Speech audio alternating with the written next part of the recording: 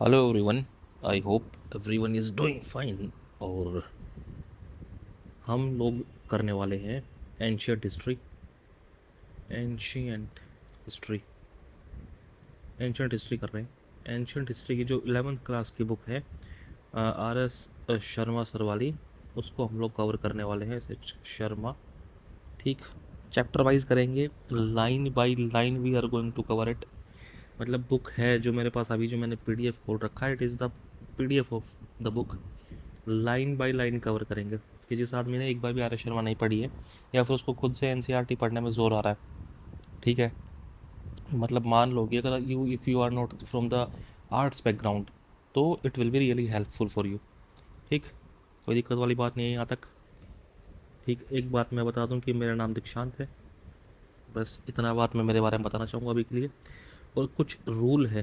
पहला रूल तो ये है कि जो नॉन सीरियस बालक है, नॉन सीरियस, कौन, नॉन सीरियस, वो भाई अभी इस वीडियो को क्विट कर दो, क्योंकि क्विट करने वाली आदत जो है ना, ये जाएगी नहीं एटलीस्ट नॉन सीरियस लोगों में। क्योंकि यार, लोग क्या करते हैं ना, कुछ वीडियो 5 मिनट देखी उसको बंद कर देंगे, फिर कोई वीडियो 10 मिनट देखी उसको बंद कर देंगे, और एक जगह स्टिक नहीं कर पाते। इसलिए इट इज़ वेरी इंपॉर्टेंट कि आपके अंदर क्या होना चाहिए, इंटीग्रिटी, ठीक है। स्पेलिंग गलत लिख दूँ तो उसके लिए कोई बात नहीं। इसलिए इट इज़ वेरी इंपॉर्टेंट कि आपके अंदर इंटीग्रिटी हो, कि हाँ भाई मैंने ये काम उठाया है and I will complete it. बहुत ज़रूरी है भाई ये। It is very very important. Integrity is must, ठीक। और अभी जो ये है, ये अपन आर एस शर्मा कर रहे हैं, इसका मेन उद्देश्य यही है कि मैं स्टार्टिंग में एक हल्का सा बेस बना दूँ, ठीक। और हम लोग पूरा कवर करेंगे इसको। इतनी बात मैंने बोल दी। मैं मान रहा हूँ कि अब तक जो नॉन सीरियस लोग हैं, ये लोग यहाँ से जा चुके होंगे, और अभी मेरे पास वही लोग बचे हैं जिनको एनसीईआरटी सीरियसली पढ़नी है, ठीक। तो चलिए शुरू करते हैं इसके पहले चैप्टर से। इसका पहला चैप्टर है importance of the ancient Indian history. अब किसी भाई ने तुमको ये बताया होगा कि द फर्स्ट चैप्टर जो है, इन चैप्टरों में कुछ नहीं है, इट इज़ ईजी चैप्टर, इसको पढ़ने की ज़रूरत नहीं है। ये बिल्कुल गलत है भाई। हर चैप्टर पढ़ना है। अगर कोई चीज़ एनसीईआरटी में मेंशन्ड है तो ये, it is like a gold. NCERT is it self like a gold mine. मान रहे हो मेरी बात? तभी तो लोग तुमको कह रहे होंगे कि if you want to prepare for the UPSC, for state PCS, या फिर कहीं से भी, मतलब हर एग्ज़ाम के लिए जो एनसीईआरटी है, it is gold mine, her exam के लिए। समझ रहे हो मेरी बात? तो ये पहला चैप्टर है importance of the ancient Indian history. इसके अंदर मैं अगर आपको ऊपर ऊपर से बताऊं अभी के लिए, तो इसमें बात कर रखी है कि हाँ भाई, हमारे टाइम में कौन कौन राजा थे जो इंडिया को यूनिफाई कर पाए, मतलब इसको यूनिटी में लेके आ पाए, कि यहाँ पे पूरे नेशन के ऊपर लोग राज कर रहे हैं। और किस तरह से पुरानी वाली हिस्ट्री हमारे लिए इम्पोर्टेंट है, इस चीज़ को देखेंगे हम लोग, ठीक। तो चलिए शुरू करते हैं the importance of the ancient Indian history. अगर मैं बात करूं the study of ancient Indian history, line by line चलेंगे। The study of ancient Indian history, मैं कौन सा पेन चूज़ करूं, एक मोमेंट, तो give me moment, in this will be good I think.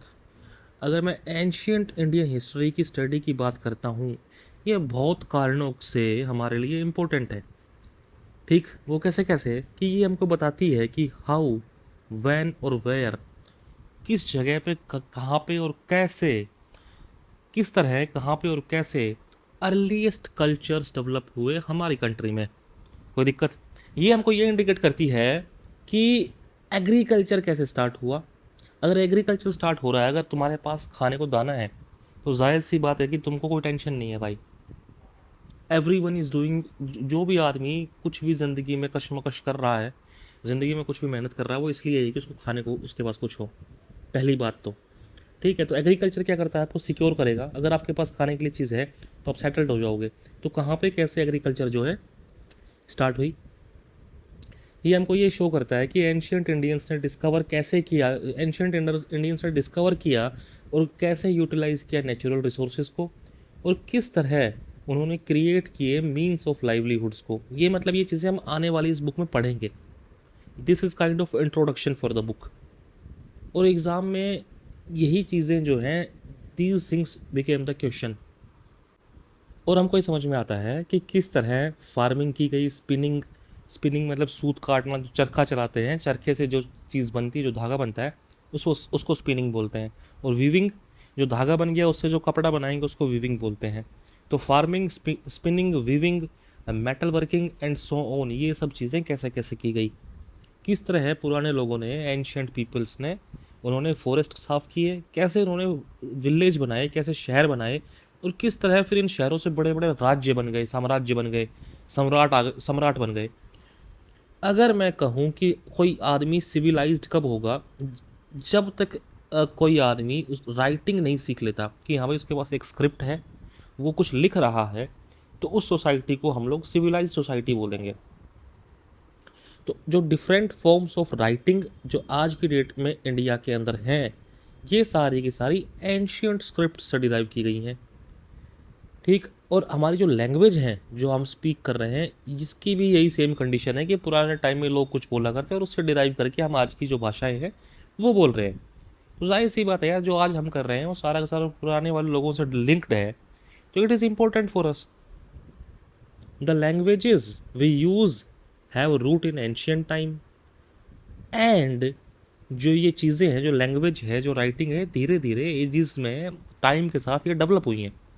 Ancient history, आगे पढ़ो, कि एंशियंट हिस्ट्री इंटरेस्टिंग इसलिए है क्योंकि हमारे यहाँ पे अलग अलग टाइप के लोग आके रहना चालू किए, क्योंकि हम लोग एक क्रूसिबल ऑफ न्यूमरस रेसिस हैं।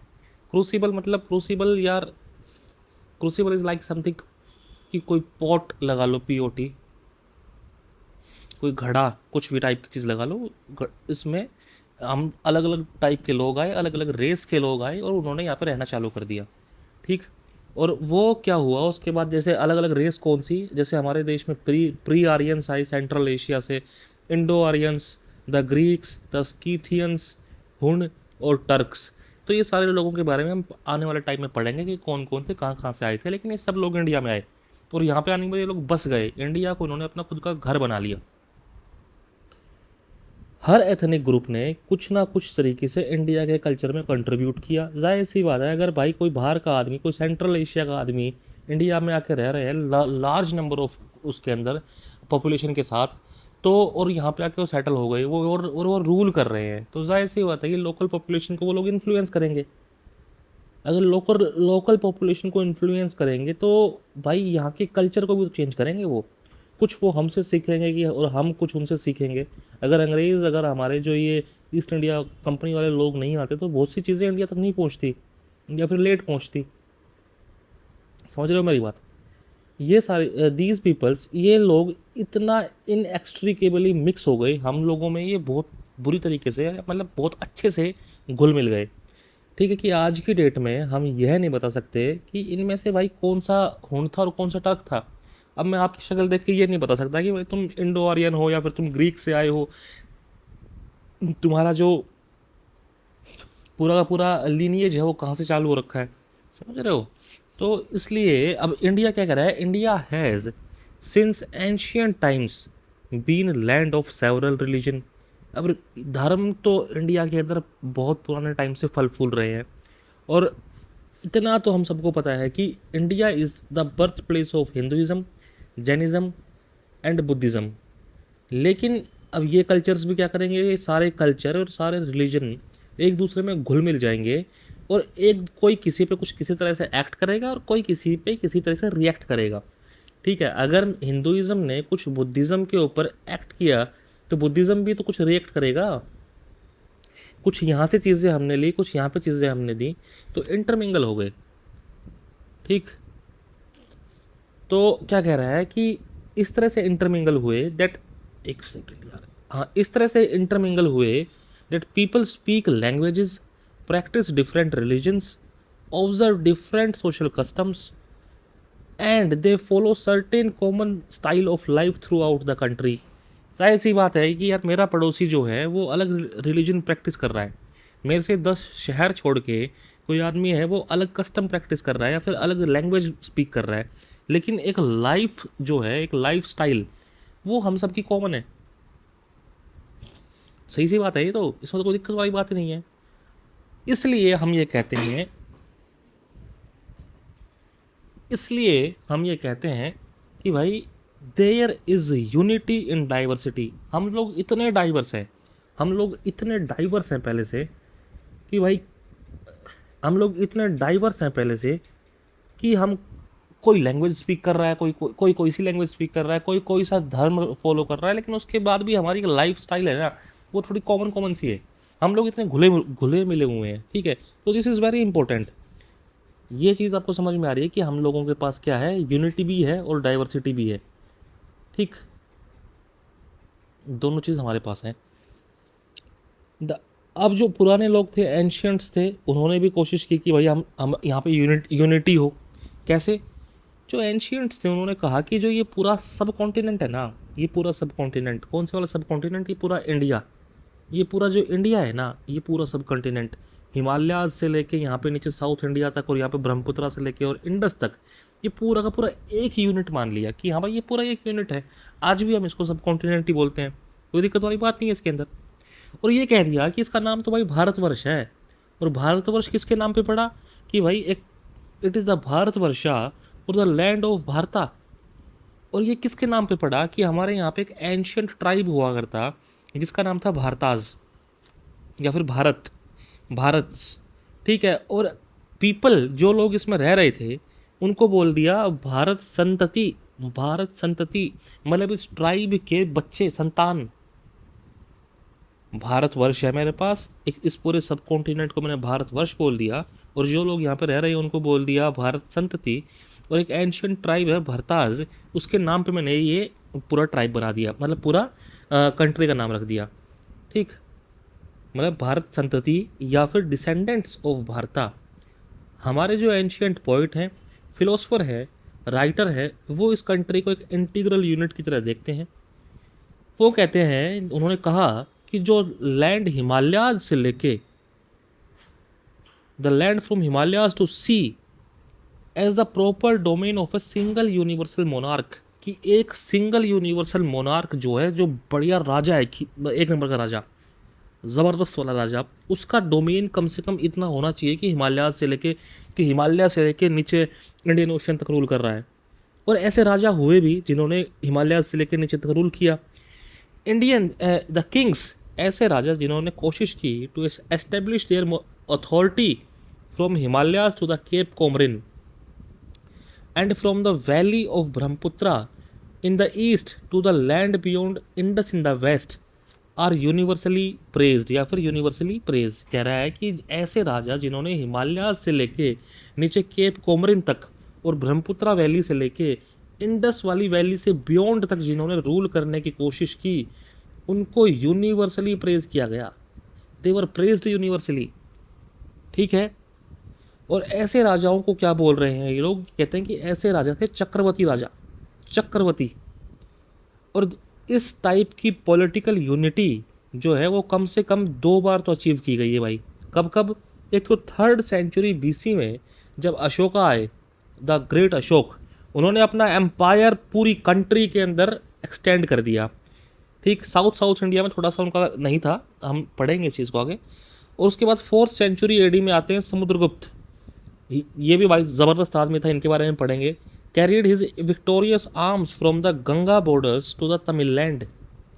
फिर आते हैं 7th सेंचुरी के अंदर चालुक्य के किंग पुलकेशियन ने हरा दिया हर्षवर्धन को। और हर्षवर्धन जो भाई साहब हैं, he was the lord of whole north India. जब ये बुक खत्म होने वाली आएगी ना, जब लास्ट के चैप्टर्स आएंगे, तो उस टाइम आएगा ये पुलकेशियन और हर्षवर्धन के बारे में बात करेंगे हम। तो हम लोग कहेंगे कि हाँ भाई, पुलकेशियन जो है वो नीचे रूल कर रहा है और हर्षवर्धना जो है वो ऊपर रूल कर रहे हैं। तो इन्होंने यहाँ तक अटैक कर दिया, ठीक है। तो क्या हुआ मतलब इस चीज़ का कि पुलकेशियन ने हर्षवर्धन को हरा दिया। हर्षवर्धन जो था लॉर्ड ऑफ पूरे नॉर्थ इंडिया का राजा था। वही तो बात हुई कि भाई ये नॉर्थ इंडिया में रूल कर रहा है, he is the lord of north India. अब आगे कह रहे हैं कि हमारे पास lack of political unity, in spite of lack of political unity, political formations all over the country assumed more or less the same shape। क्या मतलब हुआ इस लाइन का? ये कह रहा है कि भाई मेरा एक कंट्री है और मेरी कंट्री में बहुत से राजा जो है वो रूल कर रहे हैं। यहाँ पे एक राजा है, यहाँ पे एक राजा है, यहाँ पे एक राजा है, यहाँ पे एक राजा है। मतलब हमारे पास पॉलिटिकल यूनिटी नहीं है, समझ रहे हो। जब मेरे कंट्री के अंदर 100 राजा रूल करेंगे तो यूनिटी तो नहीं है ना, कोई सेंट्रल गवर्नमेंट नहीं है। लेकिन उसके बावजूद भी जैसे जिस तरीके का रूल यहाँ पे हो रहा है उसी तरीके का रूल यहाँ पे हो रहा है। पॉलिटिकल फॉर्मेशंस जो है उन पॉलिटिकल फॉर्मेशंस का शेप जो है वो सेम है, ये कहना चाह रहा है ये। अब थोड़ा आगे चलते हैं। द आइडिया, थोड़ा पेन चेंज करते हैं just for the change. The idea that Indian constituted one single geographical unit persisted in the minds of conqueror and cultural leaders। देखो, जो बाहर से हमारे देश को जीतने आ रहे थे और कल्चरल लीडर्स, उनके दिमाग में भी यही था कि इंडिया पूरी एक जियोग्राफिकल यूनिट है। और जो इंडिया की यूनिटी है ना, इसको फॉरेनर्स ने भी रिकॉग्नाइज किया। यहाँ तक मेरे साथ हो, है ना, बीच में भाग के नहीं जाना है, डोंट गिव अप, 1% भी गिव अप नहीं करना है। ठीक, आगे चलते हैं। They first came in contact with people living on the Sindhu or the Indus, so they named the whole country after this river। ठीक, ये कह रहा है कि जो बाहर से लोग आए, मतलब फॉरेनर्स की बात कर रहा है। पहली बार देखो, उस टाइम ऐसा तो था नहीं कि बहुत पुराने टाइम में कि हमारे पास बोट थी, बोट्स, BOAT, शिप थी, इनकी इतनी ज़्यादा अपने पास नहीं थी ये सब चीज़ें। तो जो लोग यहाँ पे रह रहे हैं इस तरफ, अब, और यहाँ रिवर बह रही है, इंडस रिवर है। अब इन लोगों ने इंडस को बोल दिया सिंधु, सिंधु बोल दिया। अब सिंधु के जो इधर लोग रह रहे हैं इस तरफ, सिंधु के जो ईस्ट में लोग रह रहे हैं, इनको बोल दिया फॉरेनर्स ने कि भाई ये तो हिंदू हैं, हिंद। तो क्या कह रहा है कि पूरी country, the word Hind is derived from the Sanskrit term Sindhu. और धीरे धीरे in the course of time the country का नाम इंडस पड़ गया ग्रीक में, and Hind in Persian and Arabic की लैंग्वेजेस। तो हमारे दो नाम पड़े कि ग्रीक्स ने बोला कि ये तो इंडिया है भाई, और पर्शियन और अरेबिक लैंग्वेज में कहते हैं कि ये हिंद है। और ये कहाँ से आया? ये आया सिंधु से। सिंधु क्या है? Sindhu is the Indus river. ठीक है, इंडस से बन गया इंडिया, सिंधु से बन गया हिंदू या फिर हिंद। अब क्या कह रहा है कि हमारे पास we find continuous efforts for linguistic and cultural unity of the country. हाँ, सही बात है कि हमारी कंट्री के अंदर कल्चरल यूनिटी रहे, लिंग्विस्टिक यूनिटी रहे। In the 3rd century BC के अंदर जो लिंगुआ फ्रैंका, मतलब क्या हुआ इस चीज़ का? मतलब जो आम जनता जो भाषा बोल रही है उस वो है ये lingua फ्रैंका is the common language. ठीक, तो लिंगुआ फ्रैंका वॉज द प्रकृत, मतलब जो कॉमन भाषा बोली जा रही थी 3rd सेंचुरी BC में, उसको बोल दिया प्रकृत लैंग्वेज। मतलब उस टाइम प्रकृत लैंग्वेज बोलते थे यार। अब throughout the major portion of India, मतलब एक कैसे पता लगता है कि हमारी जो कॉमन भाषा थी वो प्रकृत थी 3rd सेंचुरी BC में? ये आपको बता दिया मैंने कि 3rd सेंचुरी BC के अंदर अशोका रूल कर रहा है। और अशोका ने क्या किया कि पूरी कंट्री के अंदर जगह जगह पे अलग अलग पिलर्स गड़वा दिए, पिलर, कहीं कहीं पे स्टोन्स लगवा दिए। तो और इन पिलर्स पे और स्टोन्स पे उसने अपना मैसेज लिखवा दिया कि dear people of the country, ऐसे ऐसे करके, और अपना मैसेज लिखवा दिया। और जो ये मैसेज था it was in the Prakrit language. ठीक, Ashoka inscriptions were written in Prakrit language. लेकिन बाद में क्या हुआ कि Sanskrit acquired the same position and served as state language. जैसे जैसे हम लोग आगे चलेंगे 3rd सेंचुरी BC के बाद जब हम आगे बढ़ते हैं तो प्रकृत का मतलब क्या हुआ? देखो यार, प्रकृत जो है ना, नेचर इज प्रकृति। ठीक है, तो प्रकृत मतलब नेचुरल लैंग्वेज, ऐसे याद कर सकते हो तुम इस चीज़ को। फिर संस्कृत आ गई प्रकृत के बाद। ठीक है, अब the process became prominent in the Gupta period. Ashoka के टाइम पे क्या है, हम लोग प्रकृत स्पीक कर रहे हैं, लेकिन गुप्ता टाइम में हम लोग क्या स्पीक कर रहे हैं? संस्कृत। पॉलिटिकली तो जो कंट्री है डिवाइडेड थी, मैंने बताया ना कि हाँ भाई छोटी छोटी जगह के अंदर कोई राजा रूल कर रहा है, कोई राजा रूल कर रहा है। बीच बीच में ऐसा टाइम आता है कि कोई बड़ा राजा आ जाता है, जैसे अशोका टाइप का, तो वो पूरी कंट्री को अपने कब्जे में ले लेता है। समझ रहे हो? तो country was divided into numerous small states in the post Gupta period. जैसे ही गुप्ता का काल खत्म होता है जैसे ही 4th सेंचुरी एडी ख़त्म होती है, पहले गुप्ताज ने अच्छा खासा बड़ी जगह में रूल किया, लेकिन जैसे ही गुप्ता हटे तो छोटे मोटे जो राजा हैं वो अपना वर्चस्व दबाने आ गए कि हाँ भाई अब हम रूल करेंगे, क्योंकि कोई स्ट्रॉन्ग पावर नहीं थी गुप्ताज के बाद। ठीक है, गुप्ताज धीरे धीरे वीक पड़ गए थे, इसको आगे पढ़ेंगे हम लोग। ठीक है, तो छोटे मोटे स्टेट्स आए। The official documents were written in Sanskrit. उसके बाद क्या हुआ हमारे पास एंशियंट टाइम में कि अनदर नोटेबल फैक्ट कि एंशियंट एपिक्स जैसे रामायण महाभारत, उनको भी हम लोग जो ये एंशियंट एपिक्स है जैसे रामायण महाभारत हैं, ये throughout the country same शिद्दत के साथ पढ़ी जाती थी। They were studied with the same zeal and devotion in the land of Tamil as in the intellectual circles of Banaras and Takshashila. ठीक है, ठीक बा, तमिल के अंदर जिस शिद्दत के साथ हम लोग रामायण और महाभारत पढ़ रहे हैं, वैसे ही बनारस में पढ़ी जा रही है, वैसे ही तक्षशिला में पढ़ाई जा रही है।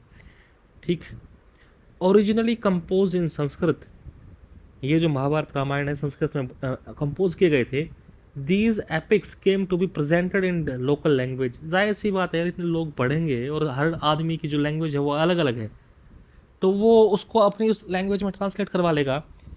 लेकिन चाहे कोई भी फॉर्म रही हो, चाहे कोई सी भी लैंग्वेज रही हो, Indian cultural values and ideas were expressed, the substance remained the same through out the country. सही बात है, लैंग्वेज चेंज हो गई हो चाहे, लेकिन जो उसका मेन जो मटेरियल था वो सेम रहा। अब कह रहा है कि Indian history deserves our attention because of a peculiar type of social system. ये बहुत ज़रूरी है, इंडियन हिस्ट्री का इसलिए हमको अटेंशन देना है क्योंकि हमारे यहाँ पे वर्ण और कास्ट सिस्टम डेवलप हुआ, और ऐसा डेवलप हुआ कि वो पूरी कंट्री में प्रिवेल हो गया। जो फॉरेनर्स इंडिया में आए एंशियंट टाइम्स में, उनकी भी कुछ अलग अलग कास्ट बन गई। द कास्ट सिस्टम इंडिया में आने के बाद तो जो मुस्लिम्स हैं और जो क्रिश्चियंस हैं, इनके अंदर भी कास्ट बन गई यार। The converts belonged to same caste. अगर मान लो कि अगर कोई इंसान हिंदुइज्म के अंदर है and he is from the upper caste, और वो कन्वर्ट हो गया मुस्लिम के अंदर, वो कह रहा है कि भैया आज से मैंने मुस्लिम धर्म अपना लिया, तो वो अपर कास्ट का ही रहेगा। अब मुस्लिम में जाके अपर कास्ट बन जाएगा वो। अभी कोई आदमी अगर हिंदू अपर कास्ट है और वो मुस्लिम बन रहा है, तो वो जाके मुस्लिम अपर कास्ट बन जाएगा। अगर कोई आदमी हिंदू में लोअर कास्ट है और वो धर्म कन्वर्ट कर लेता है जैसे मुस्लिम बन गया, तो वो वहाँ जाके फिर लोअर कास्ट हो जाएगा। ये कहना चाह रहा है।